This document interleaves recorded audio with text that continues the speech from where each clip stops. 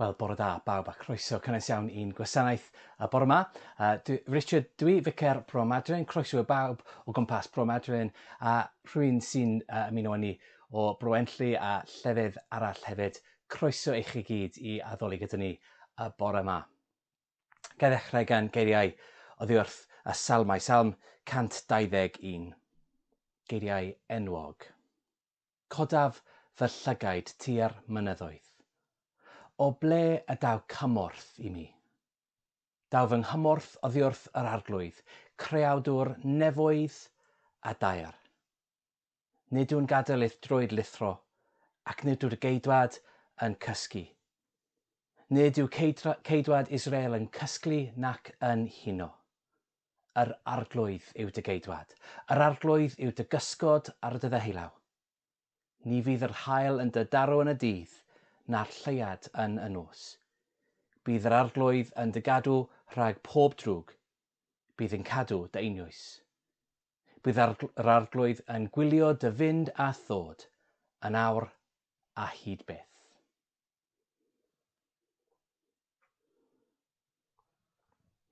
Yn enw'r Tad, a'r Mab a'r Ysbryd Glân. Amen. Cyn seilio'r byd, fe'n dewisodd yn Christ i fod yn bobl sanctaeth. Un dwyn i undod yng Nghrist, gerefron mewn cariad. Gras gogoneddus Duw, yn rhad rhodd i ni yn yr anwylid.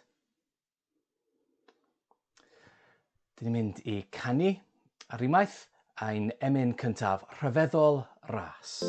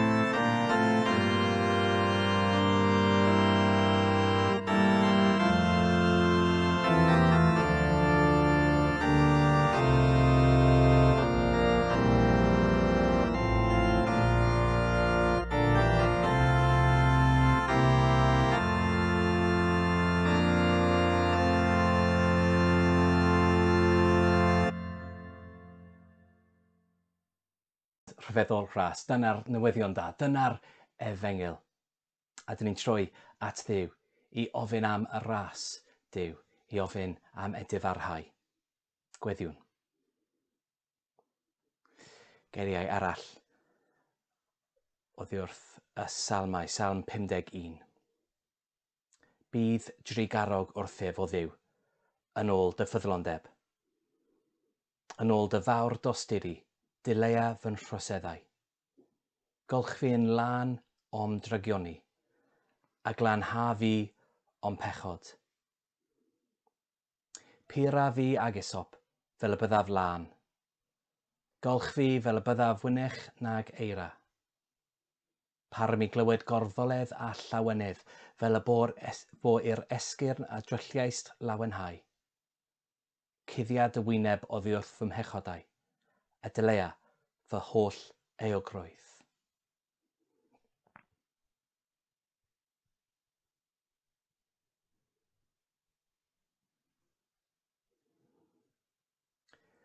Trigyrha wrthym o Dduw. Yr ydym wedi pechu yn dy erbyn. Dangos i ni o Dduw dy drigaredd, a dyrwy ni dy iachawdriaeth. A bydde di Dduw ein tad faddau ni a'n gwared oddi wrth ein holl bechodau, a rhoddi i ni ras a nerth yr ysbryd glân. Amen. Dwi'n mynd i clywed i Edith sydd wedi recordio ein darlleniad bore yma oddi wrth lythyr Paul at y Rhufeiniaid. Felly dyma Edith ac ein darlleniad o lythyr Paul at y Rhufeiniaid. Llythyr Paul at y Rhufeiniaid, pennod 6, adnod 12 i 23. Nath i'r nosed pechod gan hynny yn eich corff marwol i ufuddhau ohonoch iddo yn eich ontau, ac na roddwch eich aelodau yn arfau anghyfiawnder i bechod, eithyr rhoddwch eich hunain i Dduw, megis rhai o feirw yn fyw, a'ch aelodau yn arfau cyfiawnder i Dduw. Canis nid arglwyddiaetha pechod arnoch chi, o blegyd nid ydych chwi dan y ddeddf, eithyr dan ras. Beth wrth hynny, a bechwn ni oherwydd nad ydym dan y ddeddf, eithyr dan ras, na ato Duw. Oni wyddwch chwi, mae bwy bynnag yr ydych yn eich rhoddi eich hunan yn weision i ufuddhau iddo, eich bod yn weision i'r hwn yr ydych yn ufuddhau iddo, pa un bynnag a i bechod i farwolaeth, ymteu i ufuddod i gyfiawnder. Ond i Dduw bo'r diolch eich bod chwi gynt yn weision i bechod, eithyr ufuddhau honnoch o'r galon i'r ffurf o thrawiaeth o draddodwyd i chwi, ac wedi eich rhyddhau oddi wrth bechod, fe eich gwneithbwyd yn weision i gyfiawnder. Yn ôl dull dynol yr ydwyf yn dwedid, o blegyd gwendid eich cnawd chwi. Cynnis megis ag yr hoddaswch eich aelodau'n weision i aflendid ac i anwiredd, felly yr awr hon rhoddwch eich aelodau'n weision i gyfiawnder i sancteiddrwydd. Canis pan oeddech yn weision pechod, rhyddion oeddech oddi wrth gyfiawnder. Pa ffrwyth gan hynny oedd i chwi y pryd hwnnw o'r pethau y mae arnoch yr awr hon gywilydd o'i plegyd? Canis diwedd y pethau hynny yw marwolaeth, ac yr awr hon wedi eich rhyddhau oddi wrth bechod a'ch gwneithir yn weision i Dduw, yma i chwi eich ffrwyth yn sancteiddrwydd, a'r diwedd yn fywyd tragwyddol. Canis cyflog pechod yw marwolaeth, eithyr dawn Duw yw bywyd tragwyddol trwy Iesu Grist ein harglwydd. Grandewch ar y hyn y mae'r ysbryd yn ei ddweud wrth yr eglwys. Diolch a fo i Dduw. Ffrwyth yr ysbryd yw cariad, llawenydd, tangnefedd, amynedd, caredigrwydd, heilioni, ffyddlondeb, addfwynder a hunan reolaeth. Wel, diolch Edith. Roedd yn hyfryd i glywed Beibl William Morgan yn cael ei ddarllen. Dwi wedi mynd i Fangor ddwywaith yn diweddar i gynnal angladdau yn yr amlosgfa. Mae'r daith yno ac yn ôl wedi bod yn ddiddorol. Dwi wedi gweld cymaint sydd wedi datblygu gyda'r gwaith ar ffordd osgoi Bont Newydd. Dwi ddim yn gwybod os welsoch y gwaith ar y cam pan oedd pont dros tro yn cael ei hadeiladu dros y ffordd, jyst ar gyfer traffig gwaith. Ond nid oedd y darn croesiau hun wedi ei roi yn ei le. Roedd yn edrych fel bod dwy ffwrdd yn mynd i ganol yr awyr wedi ei hadeiladu bob ochr i'r A487. Fe wnaeth fy atgoffa o ffordd arall ger Llandysul yng Ngheredigion. Roeddwn ni'n arfer gyrru ar hyd y ffordd honno yn eitha rheolaidd gan fynd rhwng Caerfyrddin ac Aberaeron. Mae Llandysul yn bentref bach hyfryd, ond yn anodd iawn i fynd trwyddo mewn lori, felly adeiladwyd ffordd osgoi arall. Cymerodd flynyddoedd, yn hirach hyd yn oed efallai na Pont Newydd. Oherwydd dyfnder dyffryn Teifi, roedd angen flyover, ffordd bont fel flyover, ac roedd ei cael ei hadeiladu am fisoedd. A fe allech chi weld y ffordd wedi ei hadeiladu yn estyn allan i'r dim. Roedd yn ymddangos fel pe bai dim ond ychydig o gonau oren yn eich atal rhag cymryd tro anghywir trychinebus. Yn ein darlleniad o lythyr Paul at y Rhufeiniaid, mae ef yn dweud rhywbeth tebyg. Mae yna pergyl cynhenid yn y ffordd rydyn ni'n gallu byw. Mae'n bosib byw ein bywydau yn y fath fodd ag i ddilyn y llwybr sy'n arwain, fel y dywed Paul, at farwolaeth. Nid oes diben ceisio gwneud hynny yn llai bygythiol oherwydd byddai'n anonest. Mae'n hawdd gwneud yr hyn a mae Paul yn ei ddweud yma yn rhy syml. Byddwch yn dda, peidiwch â bod yn ddrwg, neu mae uffern yn aros amdanoch chi. Yn hytrach, mae'n siarad â Christnogion sydd wedi drysu yn ei meddwl. Maen nhw'n gwybod eu bod nhw wedi cael eu hachub gan Iesu, ond nawr maen nhw'n meddwl y gallan nhw fyw sut bynnag maen nhw eisiau, a gwneud beth bynnag maen nhw eisiau hefyd. Yn ystod yr wythnos diwetha, gan fod rheolau newydd yr ychydig fisoedd diwetha wedi dechrau cael eu lleddfu, rydym wedi gweld rhai pobl mynd yn rhy bell gyda rhyddid newydd hwnnw. Mae'n sicr y bydd canlyniadau o'r hunanoldeb a'r ffwlineb hwnnw. Ac felly mae Paul yn dweud wrthyn nhw sut mae hynny'n ffwrdd ryfedd a pheryglus i edrych arni. Mae am iddyn nhw wybod bod yr hyn mae Iesu wedi ei wneud drostyn nhw wedi newid ei realiti, ac mae'r ffordd maen nhw'n ymddwyn fel petai nhw wedi dadwneud yn y cyfan yn llwyr. Mae'n defnyddio iaith caeth wasiaeth wrth iddo ddweud hyn. Cawswch eich rhyddhau oddi wrth bechod, ac aethoch yn geithion i gyfiawnder. Ond yn awr, yr ydych wedi eich rhyddhau oddi wrth bechod, a'ch gwneud yn geithion i Dduw. Adnodau o'r Beibl Cymraeg Newydd. Efallai yn arbennig, oherwydd yr hyn sydd wedi bod ein meddyliau dros yr wythnosau diwetha, mae caeth wasiaeth yn ymddangos fel delwedd rhyfedd i'w defnyddio, hyd yn oed yn ddifydd. Ond mae'n ddelwedd bwerus iawn am yr union rheswm rydyn ni'n chael hi'n aniddig. Pan mae'n disgrifio ni a nhw fel rhai sydd wedi bod yn geithweision i bechod, nid gorddweud mohono. Mae'n dylanwad pechod a drygioni ar ein byd yn geithiwed, i ffwrdd o ryddid Duw.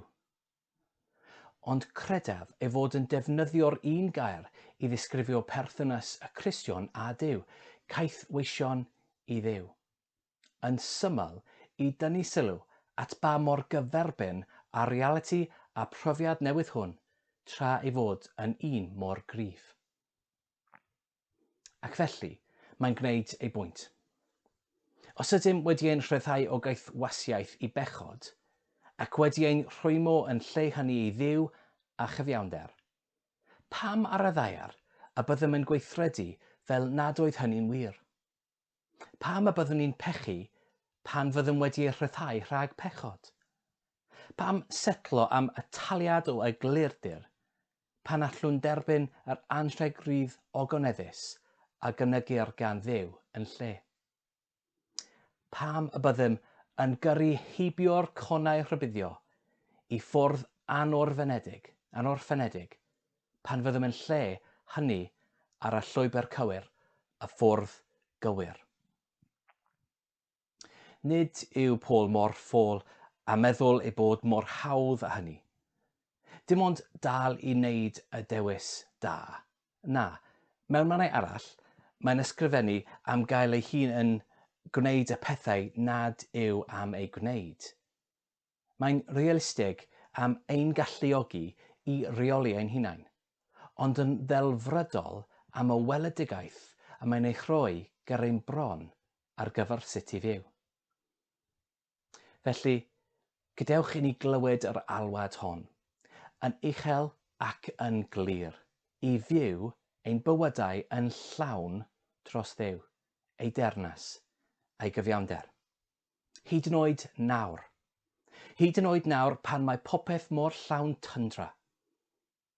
Ddydd ar ôl dydd, rydyn ni'n wynebu cyfleoedd i droi ein cefnau ar yr hyn mae Duw wedi wneud i ni, ac i fyw fel pe na bai wedi digwydd. Mae'n flin dy fi. Unwaith eto. Dydd ar ôl dydd. Dydd ar ôl dydd. Rydyn ni'n wynebu cyfleoedd i droi ein cefnau ar y hyn mae Duw wedi ei wneud i ni, ac i fyw fel pe na bai dim wedi digwydd. Ond pryd bynnag y trôn o gwmpas eto, bydd gwirionedd Duw yn dal i fod yno. Bydd ei freichiau ar agor, yn llydan, yn barod i faddau ac adferni. Diolch a fo i Dduw. Gweddiwn.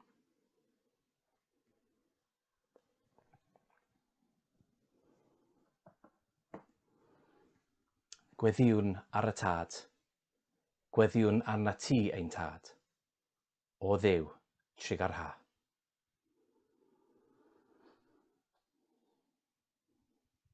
Ar yr eglwys fod yn un wrth dystio i'r efengyl a'i chyhoeddi.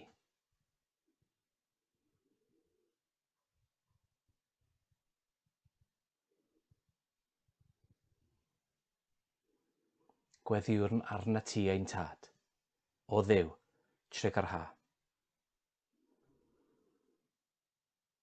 Am heddwch a sefydlogrwydd i'r holl bobloedd, a thros arweinwyr y cenhedloedd.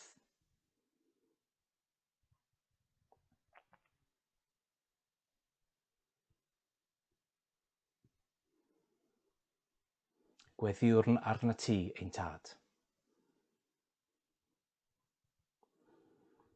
Dros y claf, a'r sawl sy'n dioddef, a phawb sy'n gweini ar ei hanghenion. Gweddiwn arna ti ein tad, o Dduw, trigar ha. Dros ein hysgolion, sy'n ailagor y wythnos yma. Dros rathrawon a'r plant.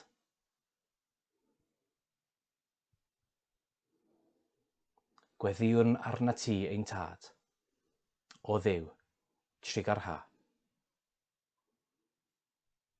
Am fendith ar ein cartrefi, tros ein perthnasau a'n cyfeillion, a phawb ag arwn.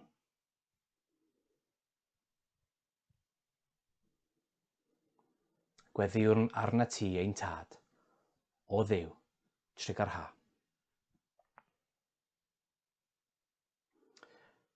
Cyflwyni'n ein hunain, a phawb y gweddiwn drostynt i drigaredd a nodded Duw. Dad trigarog, derbyn y gweddiau hyn mwyn dy fab, ein gwaredwr Iesu Grist. Amen. a dwedyn ni gyda'n gilydd, wedi'r arglwydd. Ein tad, ar hwnnwyd yn y nefoedd, sancteiddio'r denw. Deled y dernas, gwneled y wyllus, megis yn y nedd, felly ar y ddaear hefyd. Darywyn ni heddiw ein bara bynyddiol, a maddau ni ein diledion, fel y meddeuwn ninnau i'n diledwyr. Ac nac arwain ni profedigaeth, eith'r gwared ni rhag drwg. Canes eiddo tir deyrnas, a'r gallu a'r gygoniant, yn oes oesoedd. Amen. Dyn ni'n mynd i ganu unwaith eto. Dyma can mae Naomi a fi wedi ei recordio, a diolch i Andy hefyd am chwarae'r piano. Pwy o arglwydd?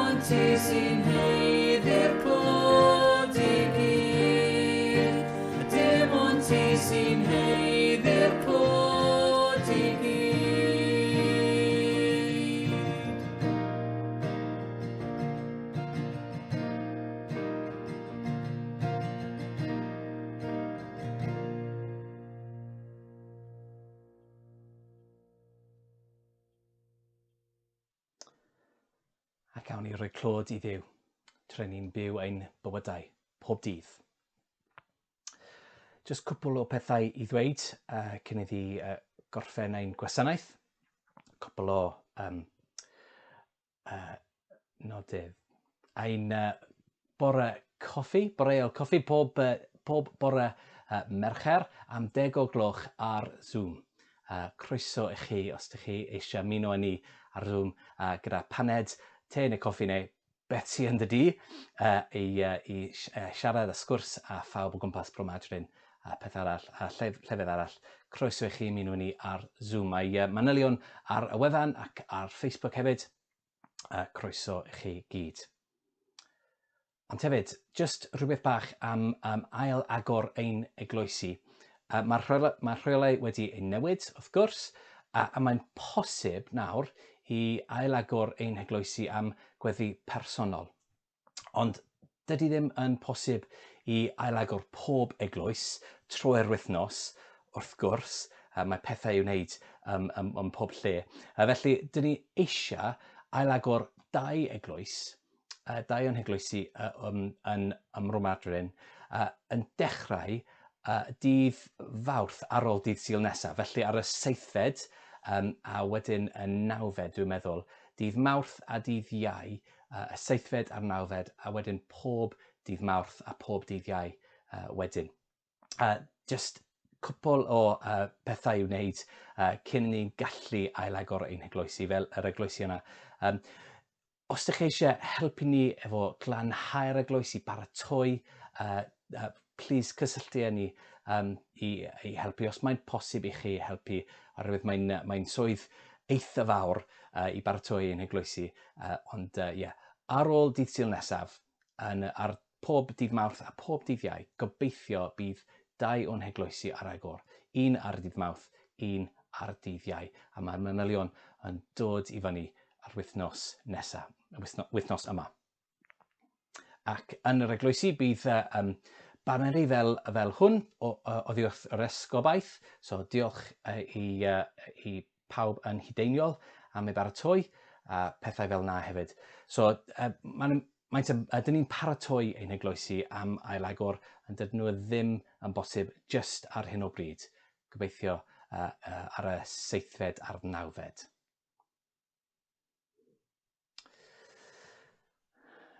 Dydd Sul nesaf, y 5 o fis Gorffennaf, dim ond 1 gwasanaeth. Unwaith eto, mae Sara yn cael gwyliau y wythnos nesaf, felly dydd Sul nesaf, dim ond 1 gwasanaeth. Gyda fi am 10 o'r gloch yn y bore bydd yn gwasanaeth dwyieithog, just 1 gwasanaeth dydd Sul nesaf. Dyma'r cyfeiriad e-bost i cysylltu â fi, info@bromadrin.church, a wedyn dyma'n wefan bromadrin.church ar ein social media hefyd i cysylltu â ni. Gweddiwn unwaith eto. Byddwch yn eiddgar i gynnal undod yr ysbryd, yn rhwymi'n tangnefedd. Holl lleog ddiw, toraist ormes pechod ac anfon ysbryd dy fab i'n calonnau, a thrwyddo yr ydym yn dy alw'n dad. Dyrwyn ni ras i gysegru yn rhyddid i'th wasanaeth, fel y dygur ni ar greadigaeth gyfan i ryddid gogyneddus plant Duw. Trwy Iesu Grist ein harglwydd, sy'n fyw ac yn ternasu gyda thi a'r ysbryd glân, yn un Duw yn awr ac am byth. Amen. Alleluia. At gyfododd Crist, at gyfododd yn wir. Alleluia. Bendithiad Dduw ni, cadwed ni rhag drwg, a'n dwy ni fywyd tragoeddol. Amen. Pob bendith chi.